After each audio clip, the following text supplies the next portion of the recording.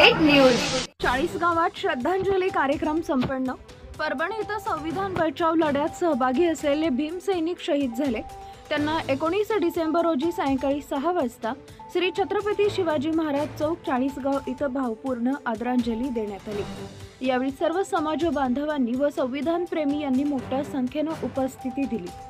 Doctor Babasaheb Ambedkar चौक, तरुण बौद्ध मित्र मंडळ, रूपाला वस्ताद व्यायामशाळा, भीमनगर, सुवर्णाताई नगर, मातोश्री रमाबाई नगर, आनंदवाडी, पंचशील नगर, फुले नगर, मित्रा टाईप, प्रबुद्ध नगर, सम्राट नगर, फुले शाहू आंबेडकर नगर, तक्षशील नगर, संविधान नगर, हरि ओम नगर व सर्व समाज बांधव मोठ्या संख्येने उपस्थित होते। ब्युरो रिपोर्ट, मुराद पटेल, 40 गाव।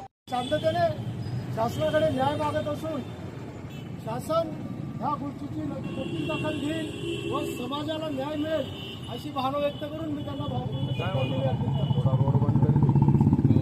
जातीचा आहे म्हणून आपण श्रद्धांजली देताना सुद्धा आपल्या आद्या जातीचा का आपण ते पाहत आहोत। कारण आज जर केवळ आज सोमनाथ सूर्यवंशी पाहिले तर मला वाटतं व्हॉट्सअप फेसबुकला एक पोस्ट होती की सोमनाथ सूर्यवंशी हे वडार समाजाचे लोक होते। पण दुःखाची गोष्ट की केवळ एकच समाज पुढे येतो। संविधान धोक्यात म्हटलं की जय भीम आले पुढे, संविधानाची बदनामी झाली की जय भीम आल्या पुढे, डॉक्टर बाबासाहेब आंबेडकरांची पुतळ्याची विटंबना झाली की जय भीम आल्या पुढे। हा दलित जवान मेलेला आहे आणि आपल्यासाठी शहीद आहे। कारण कुठलाही अधिकारी, कुठलाही नेता, कुठलाही मंत्री त्याची शपथ घेताना त्या संविधानावर हात ठेवतो आणि त्यावेळेस हे मंत्री महोदय, अधिकारी कुठे जातात? फक्त एक दलित जवान या संविधानाच्या हक्कासाठी रस्त्यात उतरतो। चित्रीकरण करत असताना त्याला उचललं जातं आणि MCR PCR मध्ये त्याचा मृत्यू होतो। लाजिरवाणी गोष्ट आहे। माझी विनंती आहे PM को शहीद झाले थे, आज बोले कि चलेगा, जो शहीद हो गए इनके हमारे मुस्लिम समाज तरफ से सबको दुख है। और ये ऐसा नहीं होने को ना, हर जाति भेदी के ऊपर कुछ भी राजकारण नहीं होने को ना, समाज के हित पे और समाज के इसमें काम होने को ना। बाकी बहुत सी जगह से ऐसे हो गया ले क्या समाज कर करके बाकी समाजों को, इतर समाजों को तकलीफ हो रही। तो ये इसकी प्रशासन ने और गवर्नमेंट ने इसके ऊपर कार्रवाई करने को ना, ये हमारी मांग है। और मुस्लिम समाज तरफ से हमारे को ये मांग है और दलित समाज हमारे भाई जो भी है और जो भाई का जो भी हुआ तो उसके ऊपर हमको कार्रवाई होना हमारी ये मांग है। बस काही समाजकंटकांनी दंगल घडवून आणली आणि या दंगलीच्या पार्श्वभूमीवर अनेक लोकांना त्या ठिकाणी दोषी सोचावी लागली आणि याचाच भाग म्हणून त्या ठिकाणी शहीद भीमसैनिक स्वर्गीय सोमनाथ सूर्यवंशी याचा पोलीस कोठडीत मृत्यू झाला। या बाबीने सर्व समाज बांधवांना हळहळ पोचली।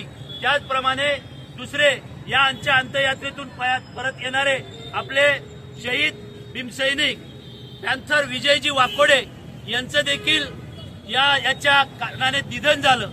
अशा या दोघी शहीद बांधवांना आपल्या सर्व समाज बांधवांच्या वतीनं, संविधान प्रेमी बांधवांच्या वतीनं, आंबेडकर प्रेमी बांधवांच्या वतीनं या ठिकाणी 40 गाव शहर व तालुका परिसरातील सर्व समाज बांधव जनतेच्या वतीनं अभिवादन श्रद्धांजली वाहण्याचा कार्यक्रम या ठिकाणी आयोजित करण्यात आला आहे।